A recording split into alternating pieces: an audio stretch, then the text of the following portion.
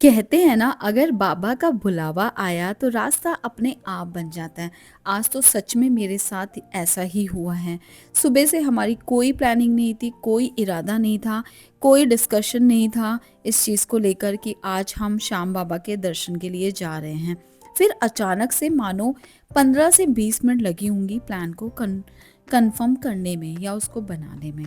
और उन 15 मिनट में मैंने फटाफट से अपनी फ्रेंड को कॉल किया, उससे पूछा कि अगर तुम फ्री हो तो चलो बाबा के दर्शन करने चलते हैं। वो भी रेडी थी चलने के लिए, तो हम सारे रेडी होकर निकल पड़े बाबा के दर्शनों के लिए। रास्ता इतना अच्छा था, शाम का टाइम हो रहा था, करीब करीब 3 बजे हम घर से निकले थे और करीब करीब 2 घंटे का हमारा रास्ता होने वाला था। लेकिन 2 घंटे का रास्ता कैसे निकल गया हमें कुछ पता नहीं चला, क्योंकि रास्ता सच में बहुत अच्छा था। कहीं पे किसी तरह का कोई ट्रैफिक नहीं मिला, किसी भी तरह की कोई प्रॉब्लम हमें रास्ते में नहीं हुई। बल्कि रास्ता ढूंढने में भी हमें ज़्यादा मेहनत नहीं करनी पड़ी, क्योंकि काफ़ी सारी गाड़ियाँ ऑलरेडी हमसे आगे चल रही थी उसी रूट पर जो जा रही थी, तो उन्हीं को फॉलो करते करते हम भी पहुँच गए मंदिर के पास। और यहाँ पर हमने सबसे पहले पार्किंग ढूंढी, पार्किंग में गाड़ी लगाई और हम सब फिर निकल पड़े बाबा के दर्शनों के लिए।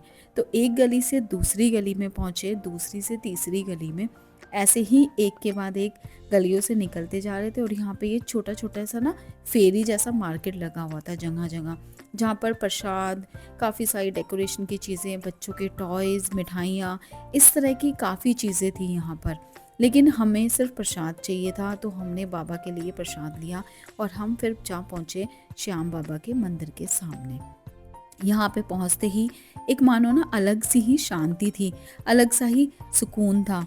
और इसी सुकून के साथ हम आगे बढ़ रहे थे। पहले तो हम मंदिर में एंटर होते ही थोड़ा गलत डायरेक्शन में चले गए, क्योंकि हम यहाँ पर भी सब लोगों को बस फॉलो कर रहे थे। अपना दिमाग तो मानो हम कहीं यूज़ ही नहीं कर रहे थे, क्योंकि हम सिर्फ बाबा के दर्शन करना चाहते थे और हमारे दिल दिमाग में कुछ नहीं था। फिर हमें लगा कि शायद हम गलत जा रहे हैं, तो वहाँ से वापस आए और हमने फिर यहाँ पर ये जो लेन बनी हुई है इनके अंदर एंटर किया। तो यहाँ पर लेन में क्या था कि आपको एक लेन से दूसरी लेन, दूसरी से तीसरी, ऐसे ही काफ़ी सारी लेन्स बनी हुई हैं और एक के बाद एक आप इस तरह से आगे पहुँचते जा रहे हो। तो इन सब में सबसे पीछे तो और सबसे स्लो मैं ही चल रही थी, जो कि अक्सर मैं करती हूँ। फिर जैसे कैसे हम जो मेन मंदिर था, धीरे धीरे आराम से बिना किसी धक्का मुक्की के, बिना किसी परेशानी के हम जहाँ पहुँचे श्याम बाबा के दर्शनों के लिए।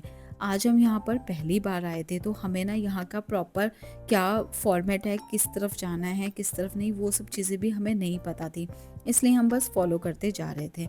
फिर जैसे हम मंदिर में पहुँचे तो यहाँ पर भी बहुत सुकून से और बहुत आराम वाले दर्शन हुए। कोई हबड़ा तबड़ी नहीं थी, कोई धक्का नहीं दे रहा था। मंदिर के अंदर भी ज़्यादा भीड़ नहीं थी। दर्शन तो जब हम राजस्थान में जो मंदिर है श्याम बाबा का, वहाँ पर गए थे, तो वहाँ पर भी बहुत अच्छे दर्शन होते हैं। और इसी बात पे आप सब भी श्याम बाबा के दर्शन कर लो। ये छोटी सी वीडियो जूम करके मैंने आप सबको दर्शन कराने के लिए ही बनाई थी। तो बाबा के दर्शन बहुत अच्छे हुए। दर्शन करने के लिए लाइन लगानी पड़ी, लेकिन लाइन में बहुत सुकून था। उसके बाद हम आ गए मंदिर से बाहर। अब मंदिर से बाहर ये एक कुंड बना हुआ है, पानी का ही कुंड है। कहा जाता है कि इस कुंड में भी स्नान करने से आपके सारे पाप, सारे दुख दर्द दूर हो जाते हैं। लेकिन इत्तेफाक से इसमें आज पानी ही नहीं था। फिर आए हम इस बरगद के पेड़ के पास, जो कि बहुत ही पुराना पेड़ है और कहा जाता है कि ये वही पेड़ है जिसमें बर्बरिक ने छेद किए थे अपने बाण से। तीर से जो छेद हुए थे उनके कुछ कुछ निशान आज भी कहते हैं कि इसके पत्तों पर दिखाई देते हैं। कहा जाता है कि अगर आप इसके ऊपर मन्नत का धागा बांधते हो तो आपकी वो इच्छा ज़रूर पूरी होती है। तो यहाँ पर मैंने मन्नत का धागा तो नहीं बांधा, लेकिन हाँ, इस पेड़ की हमने परिक्रमा ज़रूर लगाई कि जब यहाँ तक हम आए हैं तो परिक्रमा तो हमें लगानी ही चाहिए।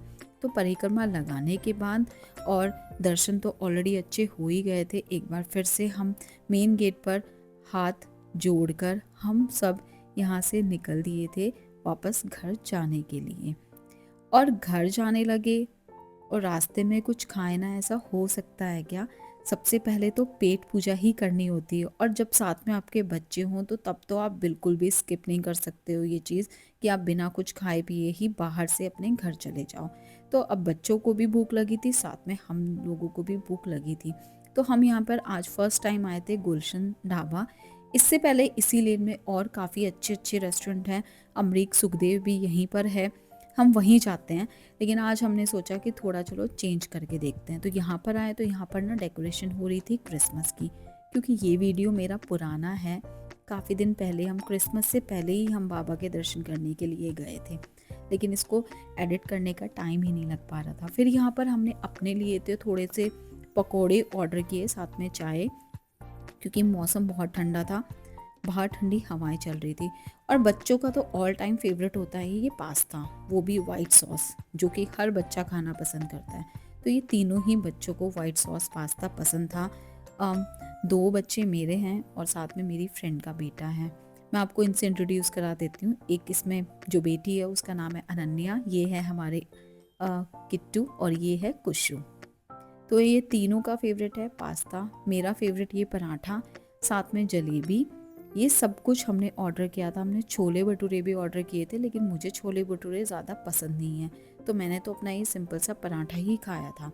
और जलेबी, पराठा, ये सब खाने के बाद भी ये बच्चों की डिमांड तो ख़त्म ही नहीं हो रही थी, इनकी डिमांड बढ़ती जा रही थी। खाना पीना करने के बाद अब बारी थी इनको कुछ एक्टिविटी करनी थी। एक्टिविटी भी इन्होंने वो चूज़ की जो इनके बस की थी ही नहीं। इनसे ज़्यादा हैवी तो ये हैमर था, जिसको ये सब लोग तीनों मिलकर भी नहीं उठा पा रहे थे। फिर क्या था, फिर मैंने हस्बैंड को बोला कि ज़रा बच्चों की थोड़ी सी हेल्प करो, तो उन्होंने इन सब को एक एक करके इनका जो ये हैमर इसके ऊपर मारना था उसमें हेल्प किया, और जैसे कैसे करके इनको इस गेम में विनर बनाया। विनर बनने के बाद तो ये सारे के सारे 7वें आसमान पे थे। और फिर क्या था, फिर तो और ज़्यादा जोश में आ गए, एक के बाद दूसरी एक्टिविटी करने के लिए। तो नेक्स्ट एक्टिविटी थी इनकी ये कैमल राइड। इसके लिए भी ये तीनों तैयार थे, और हम सब भी इनको देख ही रहे थे कि इनकी एक्टिविटीज़ तो ख़त्म होने का नाम ही नहीं ले रही। लेकिन ठंड बहुत थी बाहर, तो हम ज़्यादा देर यहाँ पर रुके नहीं, फिर वापस अपने घर पर वापस आ गए। आई होप आपको ये वीडियो अच्छा लगा होगा। अगर वीडियो अच्छा लगा हो तो प्लीज़ सब्सक्राइब करो, आप सब्सक्राइब नहीं कर रहे हो।